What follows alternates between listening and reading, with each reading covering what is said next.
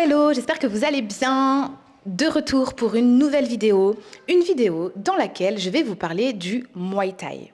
Alors, pour ceux qui ne le savent pas encore, je pratique le Muay Thai depuis maintenant quasiment 1 an. Et c'est un sport duquel j'aimerais vous parler parce que c'est un sport qui apporte énormément de choses d'un point de vue physique, mais aussi d'un point de vue personnel, d'un point de vue développement personnel. C'est hyper intéressant et je voudrais vraiment partager avec vous ce que ce sport m'a apporté, ce qu'il m'apporte, comment je le perçois, comment je m'en sers pour évoluer dans ma vie. Il y a de grandes chances que cette vidéo se fasse en 2 parties parce que j'ai beaucoup de choses à dire et pour pas que ça soit trop lourd, je couperai la vidéo en 2 parties. Vous remarquerez ce joli œil au beurre noir. Rassurez-vous, ce n'est rien à côté de lundi dernier. J'avais un combat, j'ai pris très très cher. Voilà. Ce dernier combat m'a vraiment amené à reconsidérer ma façon de percevoir le Muay Thai, à me reposer certaines questions. Et donc j'ai envie de partager ça aujourd'hui avec vous. Avant que je commence, n'oubliez pas, abonnez-vous, activez les alertes. Et on se retrouve dans quelques instants pour cette nouvelle vidéo à propos du Muay Thai.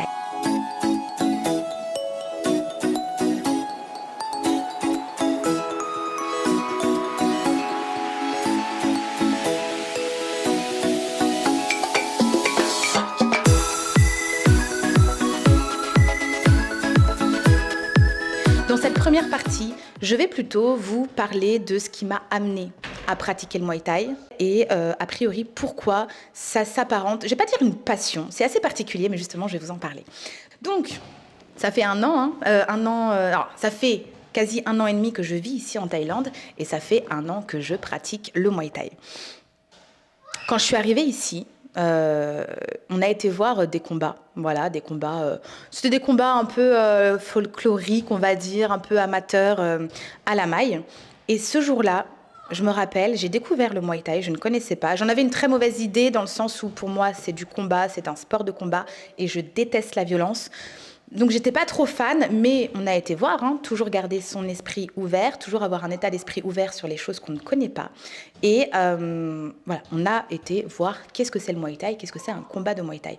Ce jour-là, j'ai été hyper impressionnée parce que j'ai découvert un sport dans lequel en fait il y avait énormément de respect, dans lequel il y avait énormément de maîtrise, de technique, de maîtrise de soi. C'est ce que j'ai ressenti quand j'ai vu les combats. Je sais pas pourquoi, mais j'ai eu cet élan à l'intérieur de moi de me dire je vais pratiquer du Muay Thai. Je sais que ça viendra un jour et je vais même combattre. Un jour, ça sera moi. Cet élan, il est venu de l'intérieur. Ok, c'est pas un élan que j'ai eu dans la tête, avec le mental. C'est pas moi qui réfléchis, qui dit j'aimerais bien monter sur un ring, c'est trop bien. Hein. Non, c'est un élan qui est venu d'ici. Vous voyez, quand je parle de signes, je vous invite à aller voir ma précédente vidéo sur les signes, sur les ressentis, sur le fait d'écouter sa guidance intérieure. C'était vraiment ça. Entre guillemets, je savais qu'à un moment donné, ça allait arriver. Pour dire, j'ai même été, vous savez, ici, donc à Samui, il y a beaucoup de combats. Il y a parfois des grandes affiches dans tout Samui, où il y a des grandes affiches, des plus ou moins grandes affiches, mais pour annoncer les combats à venir avec la tête des participants, etc. Et quand j'ai commencé, je me suis dit, là, j'ai l'impression que c'était un peu plus égotique, mais je crois que ça venait quand même de l'intérieur aussi. Un jour, j'aurai ma tête. En fait, c'est pas comme ça que c'était très bizarre. Je pense que je m'autorisais pas à réellement écouter ce ressenti-là qui me disait un jour, Gaëlle, t'auras ta tête sur les affiches. Donc je le disais à ma famille, je leur disais, vous imaginez si un jour moi j'ai ma tête, ouais, moi je l'aurai un jour. Donc je faisais la meuf en fait qui disait ça en rigolant parce que j'assumais pas ce que je ressentais à l'intérieur de moi. Donc, j'ai mis un peu de temps à m'inscrire parce que je pensais que c'était très cher. Enfin, je connaissais pas trop, je venais d'arriver, je savais pas trop où en faire, combien ça coûtait, etc. En fait, les cours collectifs sont très bien, coûtent nettement moins cher. Et du coup, voilà, j'ai commencé comme ça. J'ai commencé, j'ai beaucoup aimé. Et puis, voilà, je pratiquais 1 fois, 2 fois, entre 1 et 3 fois par semaine. Ça dépendait des fois. Et arrivé au mois d'avril... Ouais, mois d'avril, j'ai fait un camp où j'ai changé un peu de salle et j'ai fait un camp d'1 semaine où vraiment j'allais tous les matins de 7h à 9h. Je faisais un entraînement un peu différent de ce que je faisais d'habitude, donc ça m'a mis déjà un challenge de y aller tous les jours. J'ai beaucoup aimé. Je suis retournée voir des combats à la maille, ces fameux combats amateurs, et là je me suis dit, j'aimerais bien faire un combat. En fait, je me suis dit, quand j'ai vu les gens combattre sur le ring, je me suis dit, en fait, c'est un peu un sparring amélioré. J'ai envie d'essayer. J'ai envie de me confronter à ça. J'ai envie de voir de quoi je suis capable. Et donc, je suis arrivée voir mes coachs et j'ai dit, vas-y, je veux faire un combat à la maille, machin, machin. De là, s'en est suivi, ok, tu veux combattre, vas-y, pas de souci, j'appelle les organisateurs, etc. Et on me dit 2 semaines après, tu combats. S'en suivent les entraînements qui vont avec, hein, donc c'est-à-dire entraînement 2 fois par jour, tous les jours, aller courir 2 fois par jour, tous les jours, chose que je ne faisais jamais avant. Je détestais courir, je ne courais jamais, je savais même pas courir quasiment. Donc voilà, première chose sérieuse qui commence, premier défi qui commence, au-delà du combat en lui-même, l'entraînement, c'est vraiment quelque chose. Il y a eu ce combat qui s'est passé. Et là, ça m'a ouvert les yeux sur beaucoup de choses. Ce combat-là, je ne vais pas le vous raconter là, j'ai fait une précédente vidéo dans laquelle j'expliquais tout ce qui s'est passé dans ce combat. Ça a été un combat qui a été assez particulier. Je ne vais pas vous dire si j'ai gagné, pas gagné. Si vous voulez savoir, je vous invite à aller voir cette autre vidéo dans laquelle je raconte tout ce qui s'est passé dans ce combat-là. Mais par contre, ça m'a permis de comprendre énormément de choses à propos de moi-même, que ça soit lié au Muay Thai ou pas. C'est venu me conforter, par contre, vraiment sur la vision que j'avais de ce sport. C'est-à-dire le respect de l'autre. Malgré le fait qu'on soit là pour se taper dessus, malgré le fait qu'on se fasse mal, il y a un énorme respect dans ce sport-là de son adversaire, que j'aime beaucoup, parce que j'avais énormément de mal, en fait, pour moi, hein, c'est difficile dans ma vie de tous les jours, de jumeler en fait les deux. C'est pas facile parce que j'ai vraiment une image du fait d'être une mauvaise personne. C'est quelque chose qui me fait très peur, d'être une mauvaise personne. Et donc on peut facilement associer... Tu me fais un peu mal là quand même. C'est un raccourci qu'on fait très rapidement en fait, d'associer la violence au fait d'être mauvais. Hein, automatiquement on se dit tiens, lui il est violent, c'est une mauvaise personne.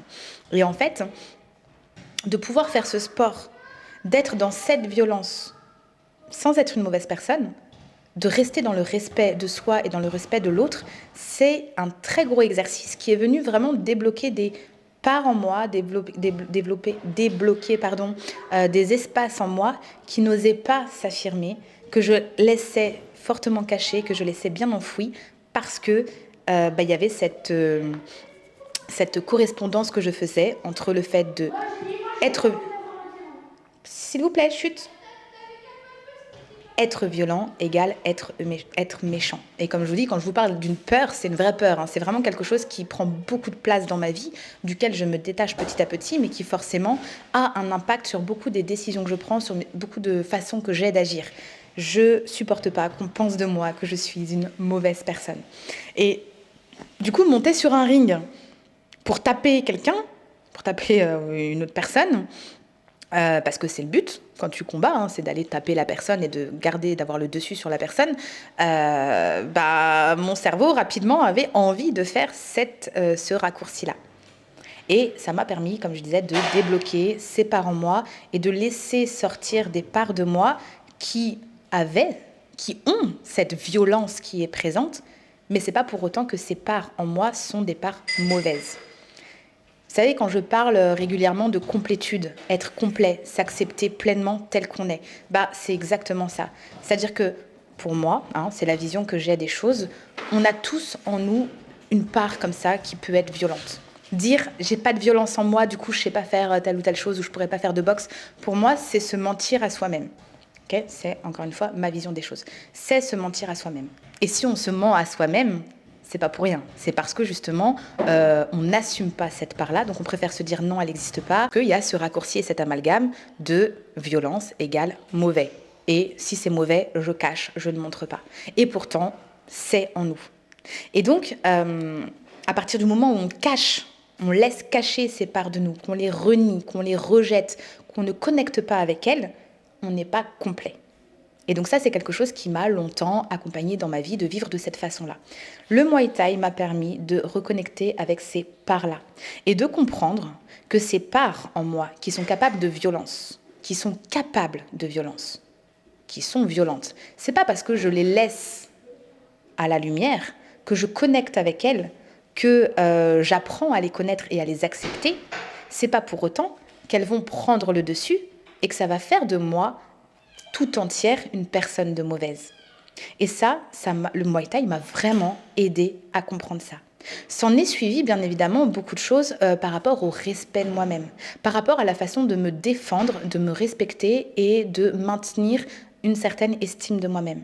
Parce que quand on ne laisse pas s'exprimer ces parts-là, qui sont présentes pour vous défendre, pas forcément pour attaquer, mais certaines fois, on a besoin d'être ferme sur certaines choses, de défendre son territoire personnel, de défendre ses propres limites.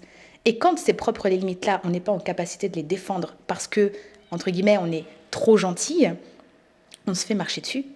On ne se fait pas respecter, on ne se respecte pas soi-même.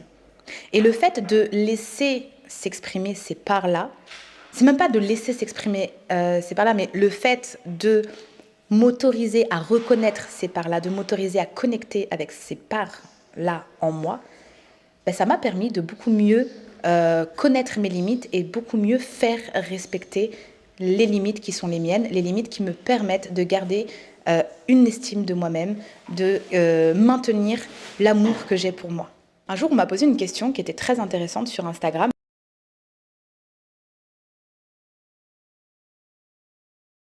Et cette question a été très intéressante. Là où j'ai vu que j'avais beaucoup évolué, c'est qu'en fait, cette question, elle ne m'a pas forcément touchée. Un petit peu, mais avant, quand on m'aurait posé ça, j'aurais eu le cœur qui bat, j'aurais été en panique parce que j'aurais interprété ça de façon... Mais en fait, tu fais la meuf qui est hyper gentille, mais en fait, tu es une grosse connasse parce que tu vas éclater la gueule des gens sur le ring. C'est comme ça que je l'aurais pris. Et j'ai réussi à faire la part des choses, en fait, en juste accueillant les mots qui m'ont été mis, sans être dirigée par mon ego qui aurait eu cette interprétation-là. Donc ça, premier point qui m'a fait dire « Waouh, c'est cool parce que j'ai vraiment évolué ». Je me détache petit à petit de cette vision de mauvaise personne qu'on peut avoir de moi, enfin cette peur de me prendre pour une mauvaise personne. Et j'ai répondu, enfin, je me suis interrogée pour répondre les bonnes choses. J'ai pas répondu du tac au tac de ouais, mais tu comprends rien, tu connais pas c'est quoi le Muay Thai, etc. Non, je pense que la question effectivement est très intéressante. Et c'est venu vraiment acter et conforter ce truc que, bah, en fait, clairement, on peut finalement choisir dans un contexte particulier de laisser s'exprimer ces parts qui sont en nous sans leur porter un certain jugement, sans se dire c'est quelque chose de mauvais. J'ai fait aujourd'hui 6 combats, ok ? Le tout premier, c'est celui que je vous ai parlé à la maille, celui-là, bon, je le compte pas vraiment. Si vous avez vu la vidéo, vous comprenez de quoi je parle. Ensuite, j'en ai fait 4 autres contre toujours la même adversaire. Une adversaire que j'adore. Voilà, on se croise de temps en temps, il y a énormément de respect entre nous. Je suis ses prochains combats, là elle combat lundi prochain, mais j'ai grave envie de voir ce qu'elle va faire. Voilà, énormément de respect avec cette personne. J'ai adoré combattre avec elle parce qu'il y avait un vrai échange. On m'a dit un jour, parce que dans mes premiers combats, ce que j'avais beaucoup de mal, c'était justement d'aller, et je le disais clairement, je disais mais... Moi, je ne sais pas comment je vais faire. C'est dur d'arriver sur un ring et de se dire je dois faire mal à la personne en face de moi. Et quelqu'un m'a dit un jour, Arnaud, si tu regardes cette vidéo, je te remercie, m'a dit un jour, tu sais, si tu montes sur le ring et que tu ne te donnes pas à fond et que tu ne cherches pas à faire mal à ton adversaire, c'est presque si tu lui manquais de respect. Parce que le Muay Thai, c'est ça. Par contre, maintenant, il y a faire mal et faire mal. Et c'est là où je vais venir à vous parler de mon dernier combat qui m'a fait me poser beaucoup de questions, qui m'a mis dans cet état. Et je crois qu'en fait, c'est vraiment une question d'intention. Quand je vous parle de respect de soi, de respect de l'autre, il y a aussi énormément une question d'intention. Donc j'en reviens du coup à mon dernier combat qui a été très violent. Et ça, je vous le raconterai dans la partie 2. Donc retrouvez-moi dans la deuxième partie de cette vidéo pour que je puisse vous raconter ce dernier combat. Je vous mets quelques images à suivre. Voilà, c'était très violent. Je me suis posé énormément de questions sur ce sujet-là. Et je vous retrouve dans cette prochaine partie.